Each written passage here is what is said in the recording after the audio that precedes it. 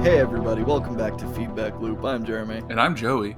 and we're talking about music again. How original and creative we Man, are. it feels like we've just been talking about music for This is like 62, I think. Episode 62. man, it's gonna be crazy when we get to 100. It'll be soon, sooner than we think. I mean, I guess we're about halfway through, but Yeah. look at 62% of the way there. Okay, whatever. This week we listened to an album called Razzmatazz by the artist I don't know how, but they found me, and I learned some things about the band, and Joey learned some things about the band and the music. I did.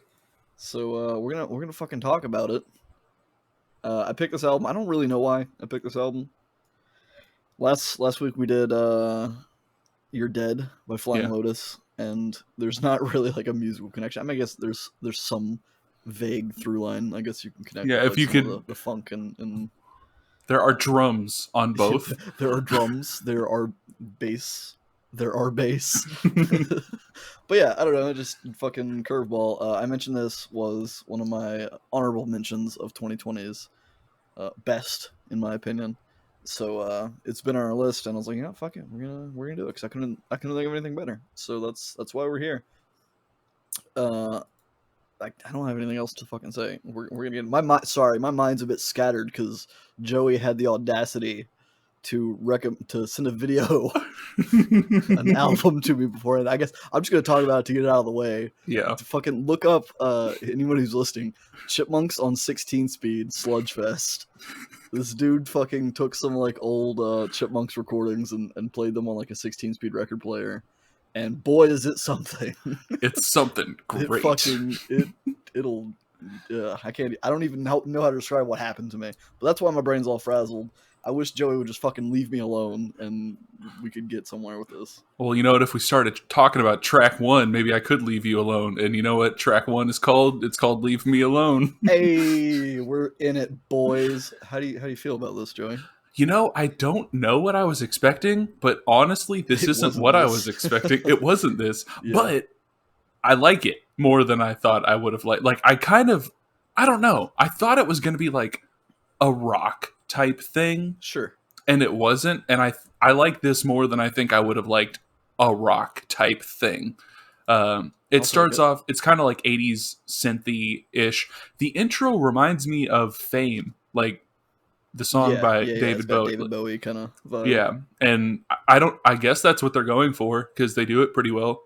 I mean, not like they're trying to sound like David Bowie, but like that era, I guess, or that type of music. Which is interesting because I think we've talked briefly, and this might derail this entire episode already. I think we talked briefly about how neither one of us really like 80s music, I think. Yeah. But there are exceptions, and I think this sound specifically is kind of an exception for like this album because like I like the Cars, and that's a band that I kind of relate with. I don't know how. That's short for I don't know how, but they found me because I'm not gonna fucking say that every time. They shorten it even further to say IDK how. But it's the same syllables, so it is. So I don't know how they justify it. But But yeah, so it's definitely very 80s vibe. So it's kind of like curious to see if you would hate it because it's very like in that style of music. So I'm glad that you don't hate it. See, I think I've made my own musical journey. I used to hate 80s music. I guess not hate's a strong word. I liked like some 80s thrash metal type stuff. I liked some music from the 80s, but for the most part, it was like out of the last 100 years of music, it was my least favorite decade, I guess. I think that still holds up for me. Yeah, I guess that. Yeah, that probably hasn't changed, but I like a lot more. Like, I feel like I got into it through like vaporwave and stuff, and that kind of put me into like the synthier new wave type stuff from the 80s, and from there it's kind of branched out. I still fucking can't deal with hair metal or anything. But what about like Wham and like very 80s pop like Culture Club and stuff like that? You know, Culture Club, I can do, like, musically is fine, but something about Boy George's like singing style I can't do. But like Duran Duran and stuff, and even Wham, like I can dig it. I like it. Okay. But you so know, I didn't mean to derail. No. I'll let you continue. it's stuff that's probably going to come up generally in the rest of this album, so it lays a nice groundwork, I guess. Sure. But yeah, it's got like, it gets pretty funky, like in around the chorus it kind of like picks up with this nice funk groove, like gets away from like the Fame-ish melody, but then like in the bridge it kind of gets, I don't know, pulled back. I like it whenever kind of the instruments fall back, and the dude Dallin, that's his name, right? Yeah, Dallin. Dallin Okay, Weeks. Weeks. Okay, uh, I really like the way that he Weekes? I sings. don't know how it's pronounced, but yeah. I'd say Weeks. That's it's Weekes, Yeah. right? Okay, Yeah. yeah, that's probably Weeks. But he's got like a really 80s style of singing, kind of like his voice is really good, but the way he sings reminds me of like the Talking Heads or something. It's kind of like Yeah.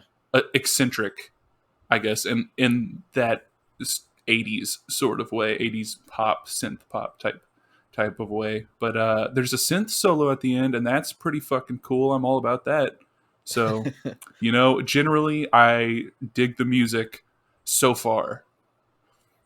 Cool. That's not ominous at all. I feel like we're just gonna go downhill from here. But yeah, it's very like 80s, like you said. I'm not gonna keep repeating what you said. I kind of liken his vocals to Geddy Lee at Oh my god. times. It's more so there's one specific song that stands out as like Yep. completely Geddy Lee. Yeah, there is. But just hints of it sprinkled in there here and there.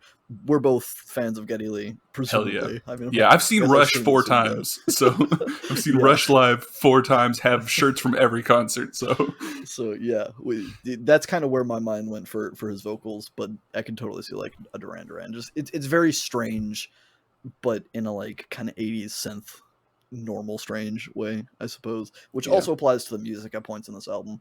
So I think that kind of sums up the entire album. So I guess we don't have to talk about it anymore. Yeah, we're done right here. Cut it. Boom. Except we'll skip to the Geddy Lee song, then cut it. Yeah.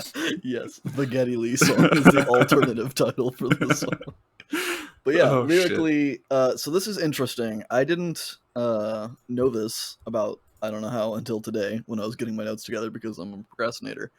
But he was apparently the bassist and keyboardist and songwriter for 2 of the Panic at the Disco albums before he left the band. The song is apparently about a security or bodyguard for Panic at the Disco, in which Dallin was, as I said, the bassist and songwriter for.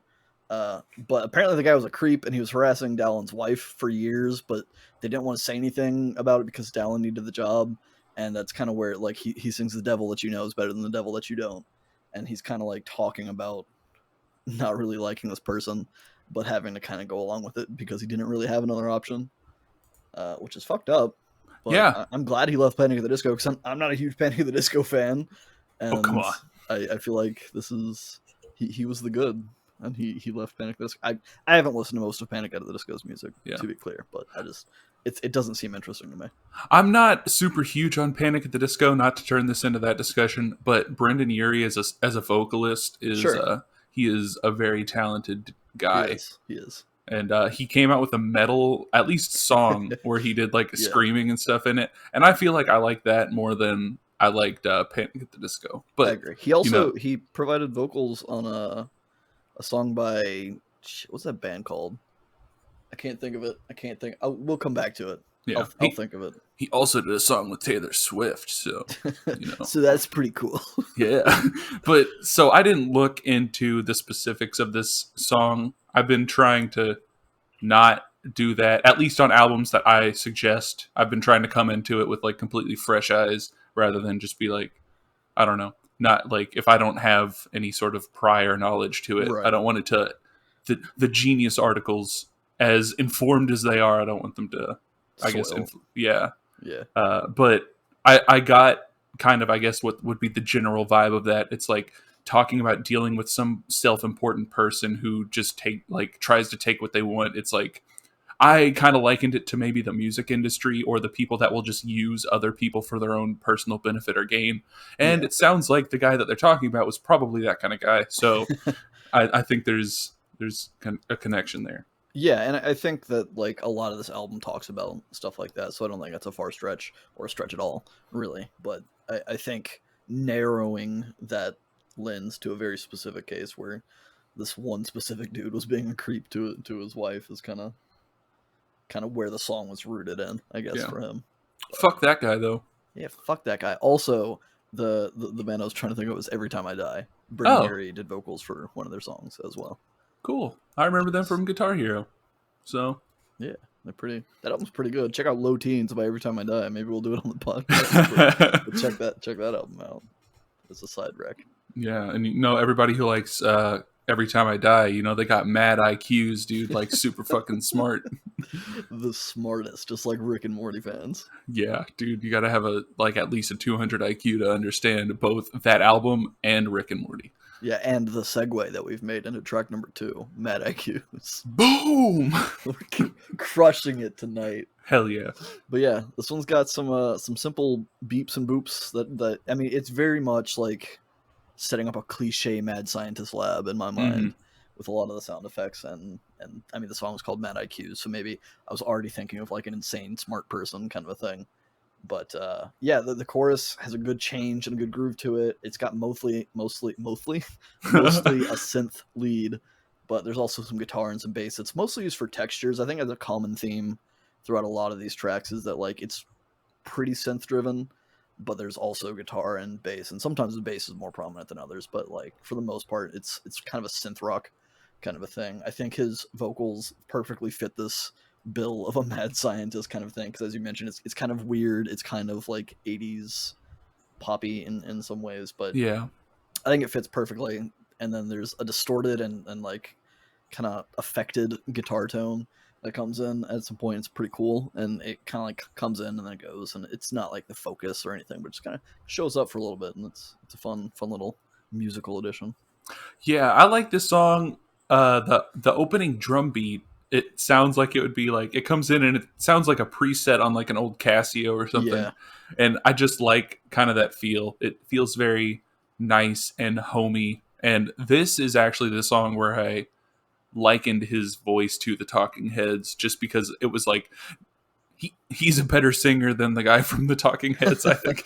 I mean, if you're going by I guess it depends on what your metric for a good singer is, Sure. but he's a better, like, classically good singer. Very But he's clean. got that, yeah, he's very clean, very smooth. He's got that kind of eccentric waveringness about it, I guess, is what I was comparing there. But yeah, I just like the synth pop, synth rock sound that they have here. I know I said I like the sound so far.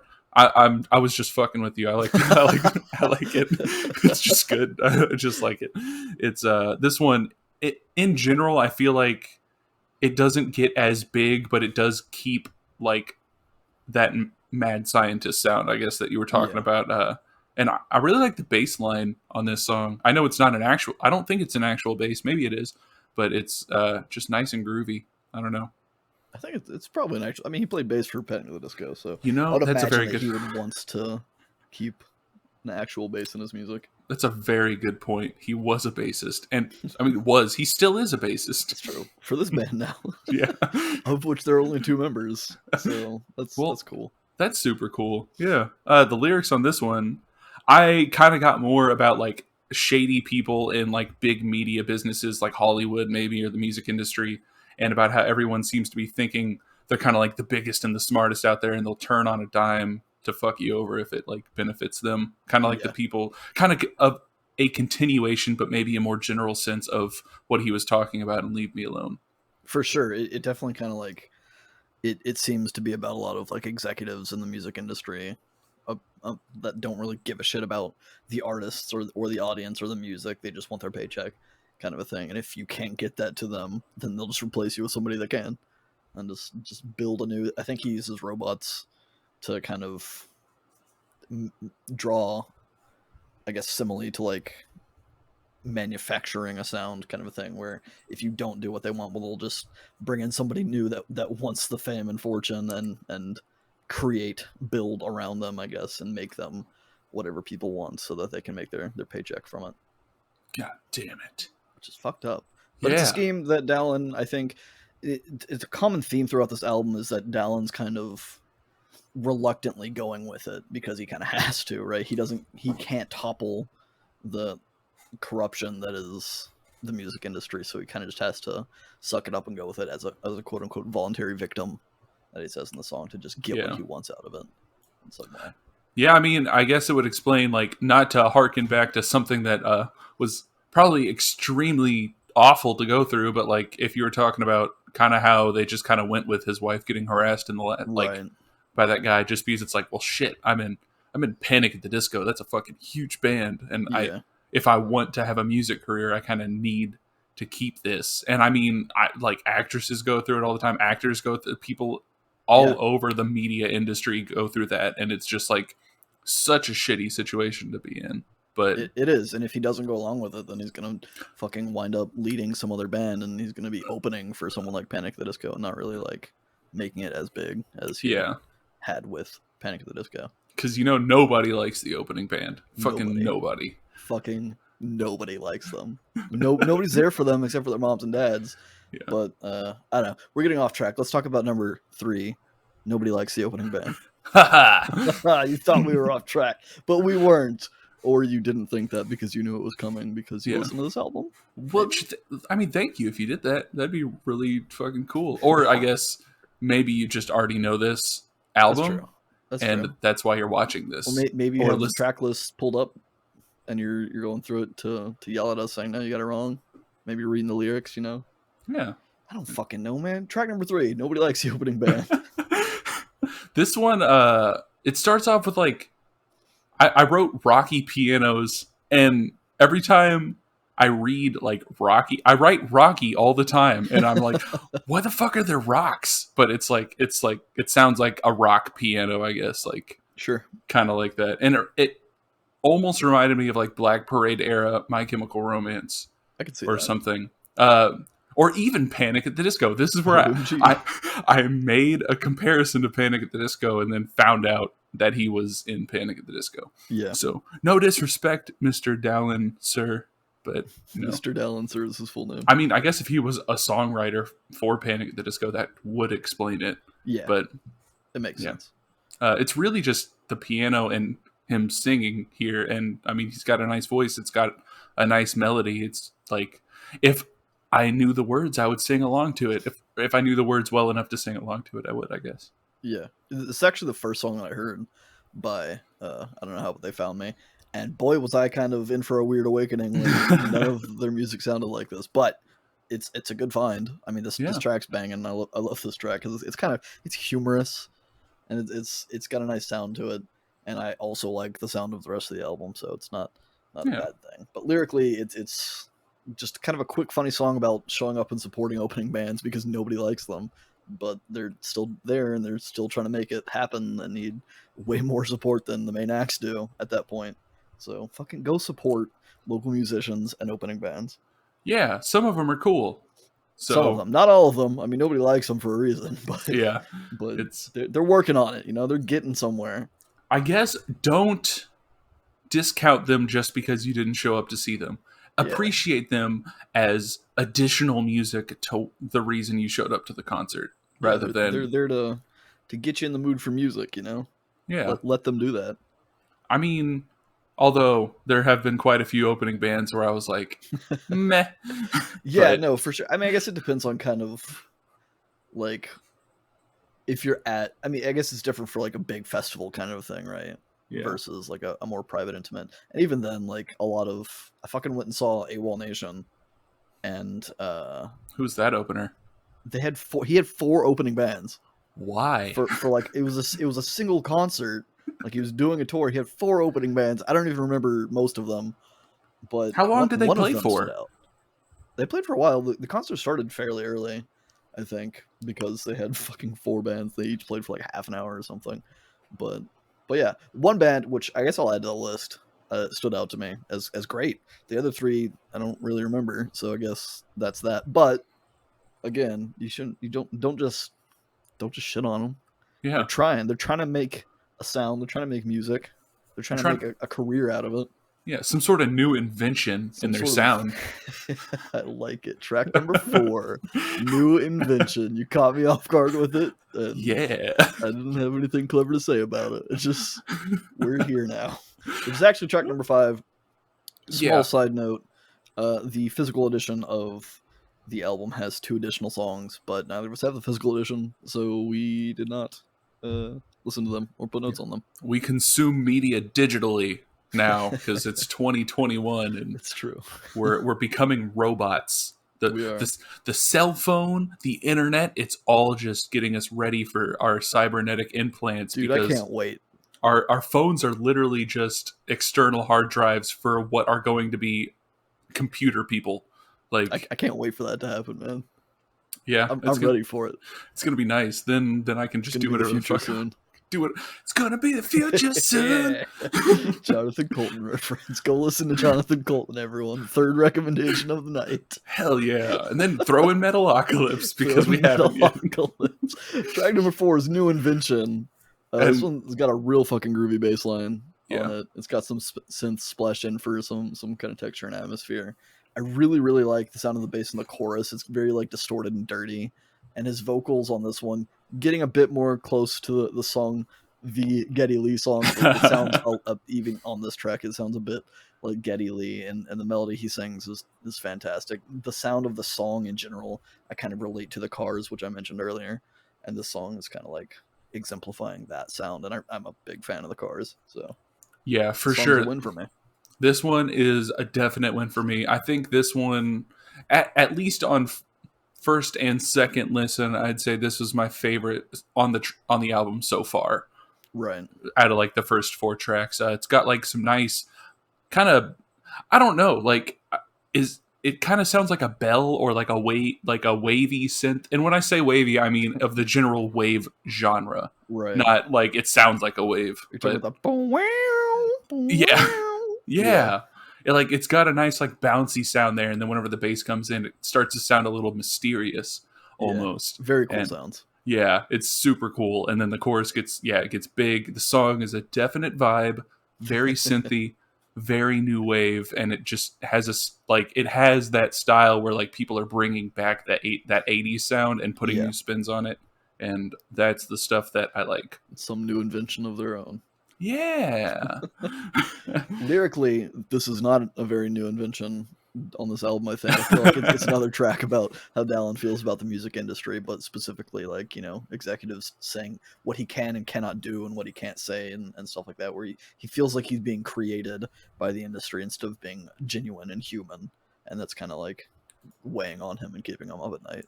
That's what I got out of it.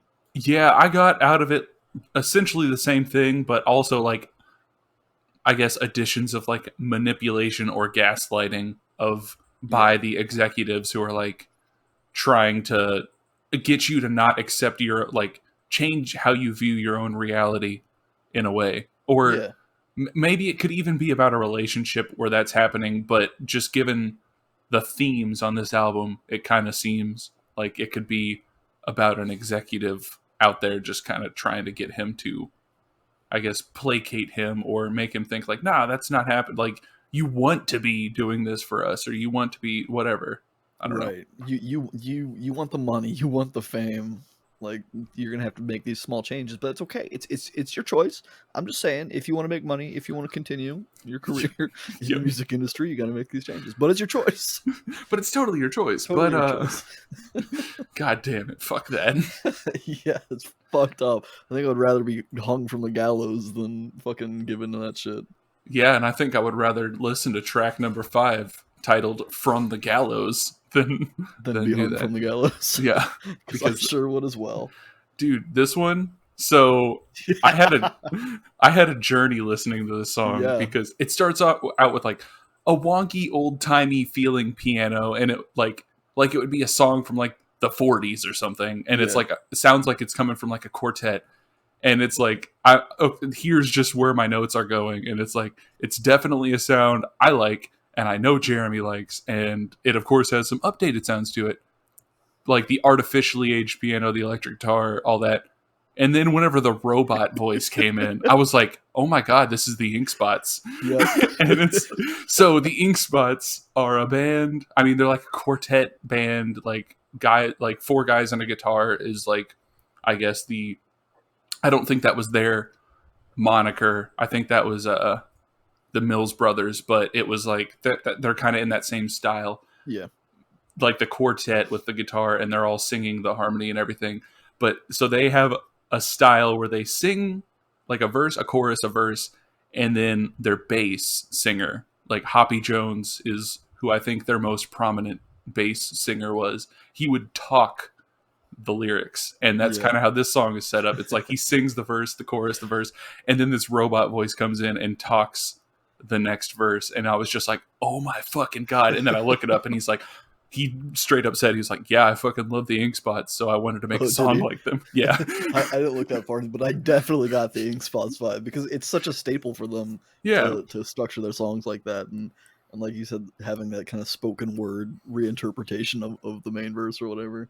It's cool. And they delivered it with, instead of another vocalist, just like a computer voice speaking it instead, which is very like, it's a new invention. it's an updated, like, I mean, it's a 2020 album, right? And it's kind of like reinterpreting that and doing it in a clever way that fits the theme of the album, because a lot of it is very synth driven, like we've mentioned. So it's just kind of a fun way to tie in kind of that old classical sound with a more modern kind of take on it, it's fun. There's even a trumpet solo in the song. Hell yeah, there is. Pretty cool. Oh my God. It's just so cool that, I mean, so the 40s, if we're talking like early-ish Ink Spots, it's like late 30s, 40s. Yeah. But like music that was made 80 years ago still has such a big impact on people currently. It's just awesome to think about. Yeah, who doesn't like the Ink Spots, man? Yeah. If you don't like the Ink Spots, what are you doing with your life? Fourth recommendation of the night. Go listen to the Ink Spots. Hell yeah. Listen to the Ink Spots. Listen to the Mills Brothers. Listen to... The Penguins? The Penguins, the Platters? The Platters. That's who I was trying to think of. I was literally singing... shit. I can't think of the name of the song. But you know what? Pretender? Is that the Platters? That is the Platters. The great and also Smoke Gets in Your Eyes. Yeah. And... what was... Girl, you smell so sweet. You know that you could be a flower. What's that song? What's that? I don't know what that song is. But yeah, listen to all those people, because it's fucking great. Yeah, that whole style of music's just it's so good. It's the best. And of course, Mr. Dallin Weeks loves it. But you know, we've I don't know, talked like fangirled over fucking this type of music so much lyrically. The song is it's kind of like, it seems like a dark love song about like at least one person in this relationship is obsessive to the point of being a danger to themselves and the other person. I don't know if it's like a written from the point of view of that obsessive person or just generally talking about a story that's happening. But it's he says that he would literally like the gist of the song is that he would literally hang himself if it would make his partner happy, kind of a thing. Which is it's extreme.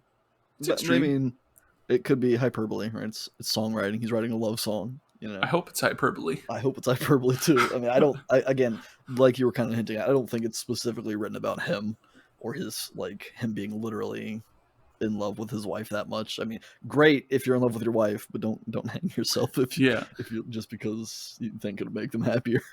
Yeah, I would definitely recommend being in love with your wife. Would not recommend being so in love with her that you would kill yourself. Exactly. And if you feel that way, maybe you just need to come on down to where we live. Joey and I will round up some friends and we'll give you a big old cluster hug. Hell yeah, it'll be a big old cluster hug of a time, you know? Track number 6, cluster hug, because there's no other reason I would have said the word cluster hug. Yeah, well, I mean, you did what you could with the material, so I appreciate it. Well, thanks. I appreciate your appreciation for my work. Well, thanks. I appreciate the nice fuzzy bass that starts the song off. It's really nice. And then it's got like those high and bright synths over it. It feels kind of like a happy song, but I don't know if it's supposed to be a bittersweet sound, but it feels happy to me, and it made me think of Passion Pit, which is why I was talking about them so much earlier. Interesting. So, look out for some sort of future. We might listen to Passion Pit sometime in the future. Hopefully soon. Hopefully soon. I'm chomping at the bit. I don't know why I'm saying hopefully. I make the decisions on that part because I'm the one who's already listened to Passion Pit. So that's true. So but you get to decide when we do that. It's got a nice pop rocky sound that's going on, like a summery sound. At least I equate it. Yeah, this summer. is the one that I noted that was like it's the most pop sounding. Yeah. Of all of the songs on this album, and apparently it was written for Panic at the Disco. So that's when my mind was like, "Oh yeah, shit, this guy was in Panic at the Disco for the first time." So take that to mean what you will. I'm not a big Panic at the Disco fan, from what I've heard. I don't hate the song, but it's my least favorite song I think on the album. I'll say that much. Yeah. All I've ever heard is well, you know what, that doesn't bode well for Passion Pit, but I think given the other, like what you've said about other songs, I've heard other Passion Pit songs and I've been into them. So okay, well, yeah, I don't know what about this song specifically rubs me the wrong way, but I think Passion Pit's clear of it.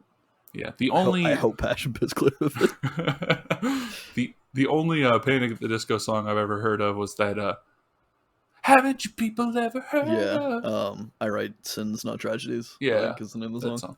The one that was really big, and then I was like, are these guys like Fall Out Boy? And then I thought they were like, yeah. The same So band. we're going on a side tangent here. They sound modern Panic at the Disco, which is actually post Dallin leaving, is what I've heard more of. Like obviously I've heard I Write Sins Not Tragedies, but their newer shit, that big pop single High Hopes.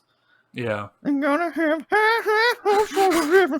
I fucking hate that song, and it was everywhere. It was huge, and that's why I have such disdain for Panic at the Disco, because that song to me sounds exactly like Fall Out Boy's new music, and I fucking hate that. So it's just those bands. I don't know if they went downhill. I can't say because I didn't listen to their old music, but they sound very similar to the point where it's hard to distinguish them without like being super familiar with them. And I agree. I hate it.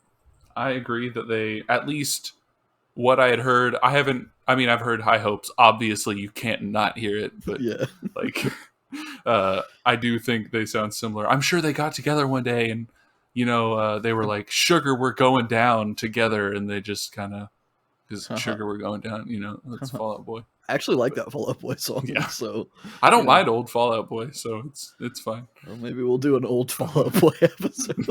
I don't fucking know. You know what? Maybe this is a learning opportunity for us. Maybe we need to listen to a Panic at the Disco album and then judge it fairly. But until then, fuck Panic at the Disco.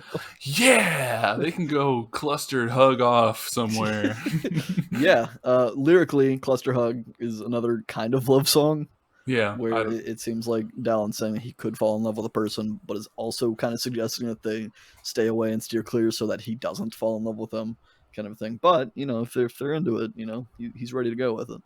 Yeah, it's like wanting a consensual love, I guess, which is nice. It's a lot healthier than From the Gallows, where he's saying like, I will kill myself to make you happy. I will literally kill myself if it only means that you will hold my hand. I don't know. I don't know. I was gonna do like the whole I'll crawl through glass just to like lick your used sock or whatever. Yeah, the thing is, whatever that is. Simping is the trendy word for that, I suppose. Also, this song, fucking lyrics, he talks about quarantine.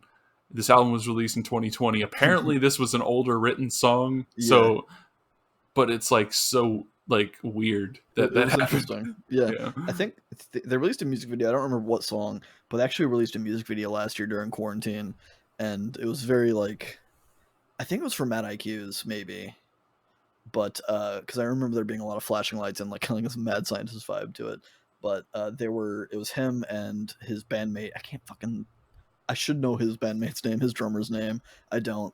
But they were in these like big like 6-foot cubes with like plastic wrap around them and wearing like hazmat suits or whatever while they're playing their instruments. And very, very cool and a good way to adapt to the shit of 2020 being COVID. That was kind of clever. You know what? After 2020, I'm gonna need some sugar pills. to keep you going. So that way I can get some sugar, I guess. So that way we can talk about track number 7. Yeah, that's really the reason I'm saying that. Track number 7, Sugar Pills. This is the song. I really love this song. Yeah, by it's the way. Geddy Lee's song though. This is the Geddy Lee song. The bass tone on the song is prominent and it's dirty. I love it. The Geddy Lee comparison is never more prominent than in this track. He really nails the vocals on it. The melody of the vocals is so catchy and it's cool. It's got a weird like guitar solo section, but it's using like weird like samples of guitar solos and some other like synthy sounds and stuff that are all layered in. And it's a very interesting sound, and I really like it. I also like it. I mean, as I mentioned, I'm quite the Rush fan. Yeah. And like they do a good job. I mean, not like the whole song sounds like a Rush song, but his voice, it's just very nice. It's immediately familiar, I guess, it's comforting in a way. But it sounds, I mean, the song sounds more, I guess, like a rock song. It's got like distorted guitars and the drums kind of make it feel like a rock song, but it's still got their synthy sound. I mean, it's still it's not like going off on a complete tangent, but lyrically I don't know. I couldn't decide if I think the song is about he's doing something that he thinks is helping him, but it's not, like it's a placebo, I mean sugar pills, or if it's about having an addiction to something to the point where he's created his own problem, which is the addiction, and whatever he's addicted to doesn't do anything anymore, so it's akin to a sugar pill. Yeah, that was my initial interpretation. Even before writing my notes for the song, I had kind of like thought about the lyrics on this one a little bit, not a whole lot because that's not my MO, but I definitely like, okay, he's singing about sugar pills. It's obviously a stand-in for some other substance that he's abusing or whatever. But I think it's kind of more that like it's more vague in general, in that I feel like he's looking for distractions from an issue. Where he talks about having a sick fascination, and I think that's with him avoiding anything real or a real issue, and he's wanting to deny that. So he's looking for substance in something that he knows has none to distract him. So maybe this is like fame and fortune potentially. This is, I kind of start reaching a little bit, but maybe he's like talking about how he expected his success to have made him feel less empty, and now that he's at that point, he's realizing that it's not helping him. But he doesn't want to admit that. He wants to just keep on like, okay, maybe if I get to the next one, maybe if I release another album, maybe if I write another song. And he doesn't want to accept that because maybe that would mean that he wasted his time doing that and becoming successful. And he doesn't want to face that reality. I feel like that's a better take. That's probably more, I was so unsure. I feel like that's probably the right one. That seems like something you would write a song about. Yeah. I mean, especially in the context of this album where he talks a lot about the music industry, maybe it's kind of changing the camera perspective and pointing back on himself and saying, okay, well, why is it an issue for him specifically, kind of a thing. Yeah. Like, and maybe that in itself is kind of an interesting twist, because the song is talking about how he doesn't want to focus on that issue, but the song itself, amidst the context of the rest of the album, is looking more at him to figure out what that issue is within himself, instead of blaming the industry. Which kind of, maybe that's too deep. # too deep for me. But maybe I'm stretching. I don't know. It feels right to me, so I'm going to stick by my guns. It feels right hearing it. So, I'm just going to kiss that one goodnight and lay it down to bed. Nice. Track number 8, Kiss Goodnight. Boom. It's a very slow love ballad. It's not super like musically engaging, I suppose, to me. So I didn't have a lot of notes other than it's just kind of like a chill. It's a ballad. Yeah, I mean, it's a nice song. Like, it's a very sweet song to his wife, I'm sure. And he's just talking about loving her. And if that's something that humans do, right? They love people. Humans love people. That is the thing. This also, was another side note. I just want to say his wife's name is Breezy. That's literally her name is Breezy. What? So that's her actual name? I think so. Okay. Cool. It's easy, breezy, beautiful cover girl. Yes. I'm going to get sued. I'm sure she's never heard that before. God damn it. This one is also another one where his singing style reminded me of Passion Pit. Yeah. Which, I mean, I like Passion Pit, so. And I like the song more than Cluster Hug, so we're going in the right direction. Yeah, cool. There we go. When the lights go down, we're just gonna end up listening to Passion Pit in the darkness because the lights have gone down. Because track number 10 is Lights Go Down, and Joey Track number- really wanted to get on 6. I'm looking at it upside down. Fucking track number 9. Sorry, my notes on my OneNote were turned upside down somehow. I don't fucking know. What's happening? Holy shit! Lights Go Down. I really like the vocal melody in the verses of this song. It's got some simple drums and bass with some synth for texture. It's pretty much what you would expect at this point of the album. And then comes in with a banging sax solo for the bridge. Hell yeah. Which is just, it's fucking cool. Who doesn't love a sax solo? Crazy people. That's who. Exactly. Because that's the reason why I wanted to get here, because that fucking sax solo, it's just... I don't know personnel. Do you know who did the sax solo? I have no idea. Was it a real sax? Is even a question that we can ask. I feel like it would be. But yeah, this one, it brings the energy back up. I don't know. It's got like what sounds like a xylophone or something kind of booping around. I mean, I don't think it is actually a xylophone, but it has that same type of sound kind of booping around over the synths. And, it's got... It is a real saxophone, by the way. It's Matt Appleton from Real Big Fish, actually. What the fuck? So there you go. Oh, Real Big Fish, adding them to the list. Yeah, that's what, recommendation number 6 for tonight. Yeah, because I don't know how you've listened to, how much of Real Big Fish you've listened to, but I will say at one point I had their entire discography on my iPod. So what a cool guy you were. I was just the coolest guy blaring Let's Start a Band out of my fucking 93 Honda Civic on the way to high school. Hell yeah. That's the Joey I know and love. Oh, God. Yeah, lyrically, Let's Go Down. It's kind of a darker tone in that it seemed like it kind of has this facade of people enjoying themselves in an evening at like a concert or a ball, and then the performer potentially getting axed afterwards because he's not good enough or something. I think it's kind of like, maybe I was leaning too much into the whole music industry and what I had said about track number 7, Sugar Pills, but like it seemed like it was about the woes of a performer or being a performer in the music industry, where you have such like power and fame, and people like see that and they're like, oh, it's glamorous. But then every time you say something, you have the potential to like offend somebody, whether that's like a business partner or the audience, and just get shut out completely from the industry and never see the light of day again, kind of a thing. Yeah, this one, it definitely sounded like, at first it kind of sounded like it got presented in the way of like, I don't know, some girl at like a club, to me at least, who like knew that it was like, you're gonna line up for me, like, yeah, I know I have my pick. But then it's like, in the context of the album, it's definitely, I mean, I guess I can't say definitely, like 99.5% sure it's like the record labels who just take advantage of like younger artists who are just wanting to get into the business, and they're like, this is something that I've kind of been listening to lately. Like I sent a JoJo song to our friend group the other day. Did you? I guess like a week ago. It was you didn't listen to it. You said you didn't. You were like, I immediately don't like this, is what you said to that song. Well, there you go.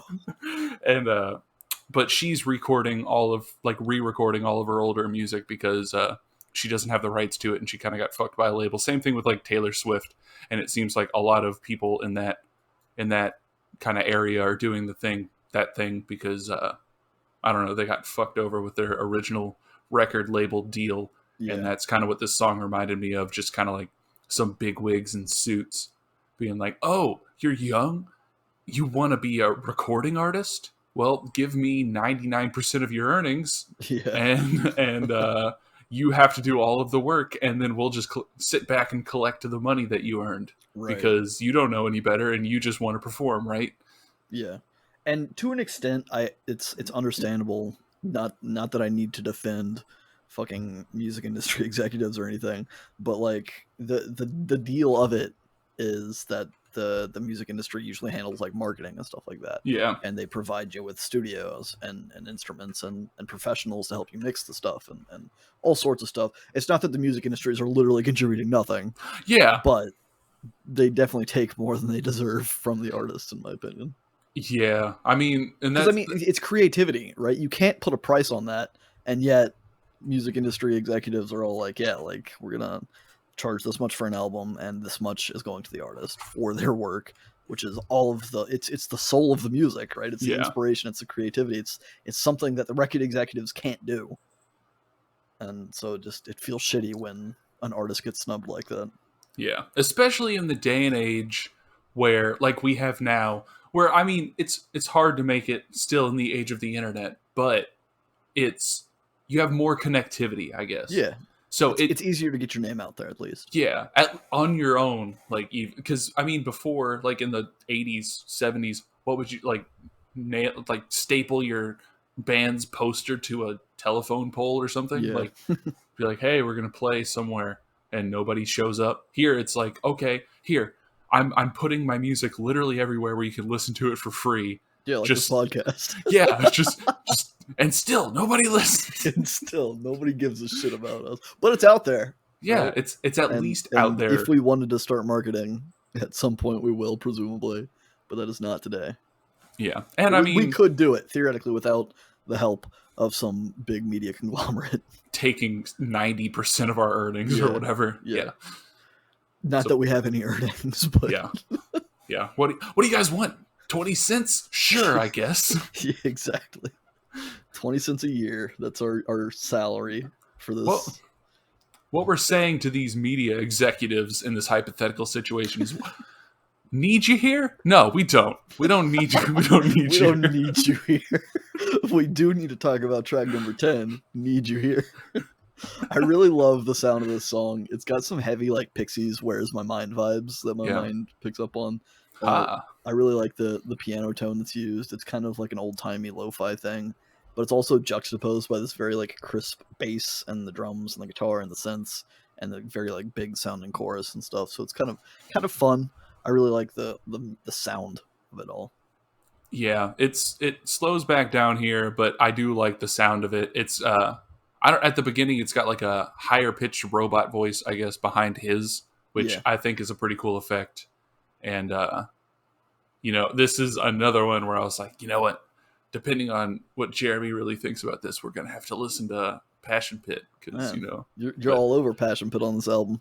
It is. It's just because they're like my other point of reference for kind of synthy rock pop music. But I do like.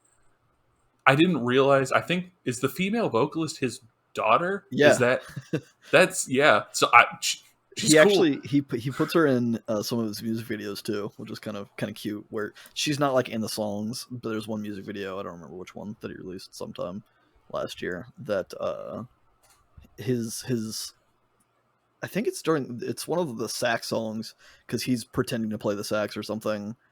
I don't fucking remember. There's some instrument change that happens in the music video, and his daughter slides onto screen on this like skateboard or whatever that someone is pulling from this side of the stage, and slides on, hands him the bass, takes whatever else he was using, and then slides off, kind of a thing. It's cute, just like the lyrics of the song. It's very cute. Yeah, and it's a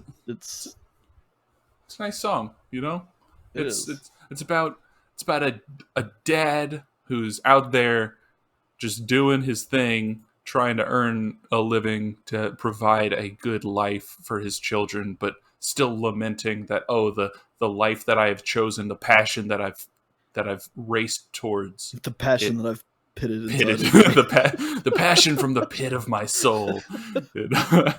It causes me to be away more than I would like to be. Yeah, and I have the opposite problem. I never leave my house anymore. You can't get rid of your damn daughter.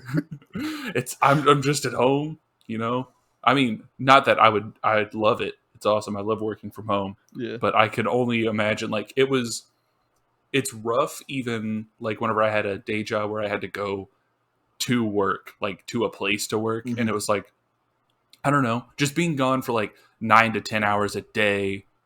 Oh, waking hours, I guess. So it's really like, but yeah, it's like even that's kind of like, well, that's a bummer. Like you get home and it's like, what, you got like 3 good hours or something. But to try to be a parent who's going on tours and shit, like that's probably just gotta suck, I guess. Yeah. It's gotta be. I mean, he wrote a song about it, and it's very, very cute. I mean, like you said, it features his daughter, and they kind of have a duet kind of thing going on, which is it's very wholesome. Yeah. Especially like amidst this album of talking about how he's getting screwed over and used by the music industry, where he still has something wholesome in his life, and he's still like, I mean, the song's called "Need You Here," and he's talking about how he needs to have his daughter beside him, and she needs him beside her, and it's very, very, it's a nice breath of air amidst all of the shit talking on this album, I think. Yeah, and whenever the shit starts talking, you better start walking towards the door. But does shit talk? I don't know. Well, let's talk shit about track number 11, Door. Good Segways. We're killing it tonight, man. Hell yeah. This one's got some like very floaty, soft, layered vocals and a ukulele and some like soft pianos. His vocals sound a little bit filtered with some lo-fi fuzz on it, but I think it's kind of capturing a similar vibe to Porter Robinson's Nurture on the tracks, where it feels like it's a phone recording, where it's just like somebody's sitting next to him recording him while he's like in the studio and kind of doing his thing. It's kind of vibe that I got from it. That's 2 references that we've made on the same song, the Geddy Lee song, and I made a reference to the more home recorded sounding songs on Nurture on this song as well. I didn't actually put anything about Porter Robinson or Nurture in my notes. But Okay. Well, that's where my brain went. I thought about it, but I didn't specifically note it. Well, it's got that nice ukulele, which I'm always down for a ukulele just thrown in somewhere. Yeah, you're a fan of YouTube ukulele girls. Yeah, yep, definitely. That's like the person that I'm not a fan of. But like they play ukulele. Yeah, but like that's like too much. It's like the guy. It's like the guy that would bring a ukulele like to school or to work or to anywhere that there's a specific person you're thinking of, and I think I know who. Yeah, we're not going to talk about it. No, and I'm talking more in a general sense, but everybody there knows was one of those guys at our school. Yeah, and I'm sure he's I never talked to him. I'm sure he's a super cool dude, but oh, there are actually 2. Yeah, there were 2 actually, so, but whatever. I'm not here to throw shade, because if you want to play ukulele I used to bring my guitar to unnamed pizza place all the time and just kind of play it. Yeah. So, I was that guy. And why aren't you that guy anymore? You can still go to unnamed pizza place and show up with your guitar and play a song for the workers. I guess we still know the manager, so I probably could just show up and we get away with it. I mean, he'd probably just actually tell me to fuck off. But he'd show you the door. He would show me the door. And, this song is about asking to be shown the door should you not be up to par in a relationship. Should you step out of line? He's like, just show me the door, because I know you deserve to be treated right. And if I'm not treating you right, get me out of here. Don't be afraid to tell me to leave. Yeah, it's kind of the inverse of From the Gallows, where instead of him saying like, look, I'll die for you, he's saying like, if it's not working, you deserve better.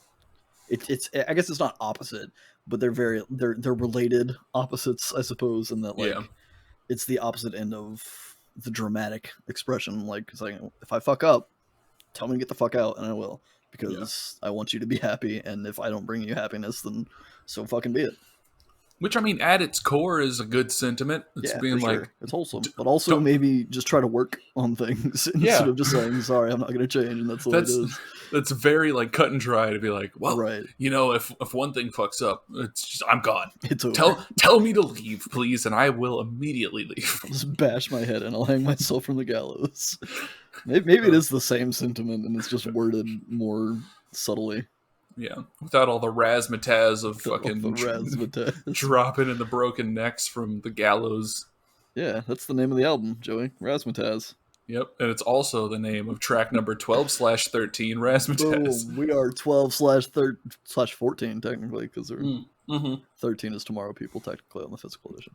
But track number 12 for the digital edition is the one we're talking about. It's a title track. It's got a very strong and ominous sounding piano line that's reinforced by the bass. I really like the chorus vocal melody and the delivery and the layered vocals. A couple times on this album, he has a lot of like layered vocals that are reminiscent of like a Queen style Yeah. arrangement kind of thing, which is cool, really cool. And this one really has that as well. And then there's another fucking sax solo that comes in hot, and Hell yeah. it's a great way to end the album, I think. It really is. I mean, with it being the longest song on the album, ending on a sax solo, like I don't really know what else you could ask for out of this album. Like, it was a good musical album for me. I like his voice a lot. I like the general vibe of the album, and I don't really have too many notes on the song other than just things that I liked about it, which is all of the things. Yeah, it's more just like, I mean, like the difference between the verses and the chorus is, at least like the first verse and the chorus, it's pretty big. It kind of like the size of the sound changes, but it's still like the sound that you can kind of expect from them. But definitely, you know, it's just nice. It's pleasant. It's par for the course, and I like it. I even like the message on this song, even though I can't necessarily pin it down to one specific thing. Yeah, it sounds like it's a rebellion song against said bigwigs being talked about previously. Yeah. Like, I don't know if it's supposed to be a class thing or like a musician against the music industry thing, like entertainer against the entertainment industry thing. It's us against the man. Like whatever the man is. I saw some stuff out there about like the LGBTQ community out there, like up against government and people who are just generally shitty. Yeah. But people in power. Yeah. And, you know, that's a message I can get behind too. So, you know what? Anybody who's the little guy rallying against the big guy, I'm on your side, unless you're a shitty person. But if you're not very punk of you. If you're not a shitty person, fuck the big man. Indeed. I second that. Hell yeah. But yeah, that's pretty much what I got too. I obviously, with the filter of it being more about the music industry, because the rest of the album had been, where it just seems like, you know, to the untrained eye, you know, the stars and celebrities have everything, but in reality they're getting screwed by the pressure of success and the pressure of quote unquote the man in the suits, you know. Yeah. Trying to crush their souls and take all their money.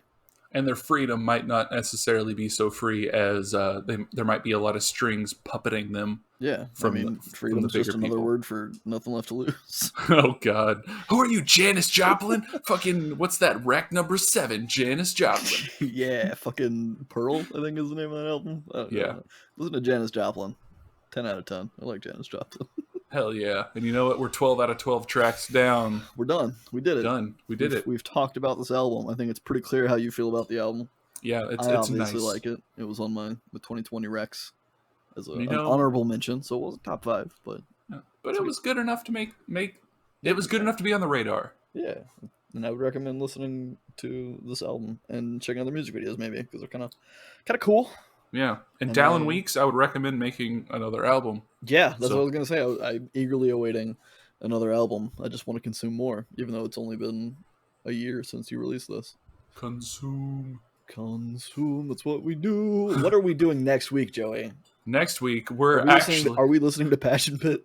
No, we're not listening to Passion Pit next week. Damn it, Joey. But you know what? It's funny that this was an honorable mention on your 2020, because you know, the album that we're listening to next week, it was an honorable mention on my 2020. Oh, was it?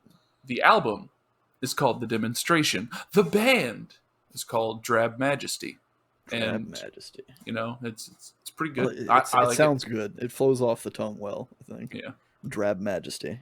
I like it. And you know, I don't think you've heard anything by them, but I don't think I have either. I discovered them through Amoeba Records. Oh my God.